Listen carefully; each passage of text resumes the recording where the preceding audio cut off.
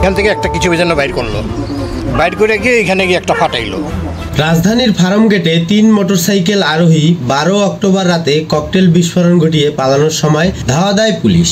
রাজধানীর পূর্ব রাজাবাজারের গলিতে পালানোর চেষ্টা করলে বাধা দেয় স্থানীয়রা। তখন আবারও ককটেল ছুড়ে পালানোর চেষ্টা করে তারা। ধোঁয়ায় ছেয়ে যায় পুরো গলি, আতঙ্ক ছড়িয়ে পড়ে চারিদিকে। দুজন পালিয়ে গেলেও একজনকে গণপিটুনি দিয়ে পুলিশে দেন এলাকাবাসী। এর ঘণ্টাখানেক আগে ফার্মগেটের কমিশনার মার্কেটের সামনে ককটেল বিস্ফোরণের ঘটনা ঘটে। পুলিশের তথ্য অনুযায়ী গত ৯ মাসে শতাধিক ককটেল বিস্ফোরণের ঘটনা ঘটেছে। এতে আতঙ্কে নগরবাসী। পূর্ব রাজাবাজার থেকে আটক হওয়া আরিফুল ইসলাম হৃদয় নিষিদ্ধ সংগঠন ছাত্রলীগের পিরিজপুর ইউনিটের নেতা। পুলিশ বলছে, জেলা সভাপতি মনিরুজ্জামান অনিকের নেতৃত্বে তেজগাঁও সহ ঢাকার বিভিন্ন স্থানে নাশকতার পরিকল্পনায় কাজ করছিলেন তারা এবং টাকার যোগান দেন সাবেক মন্ত্রী শম রেজাউল করিমের ছোট ভাই নূরে আলম সিদ্দিকী শাহিন।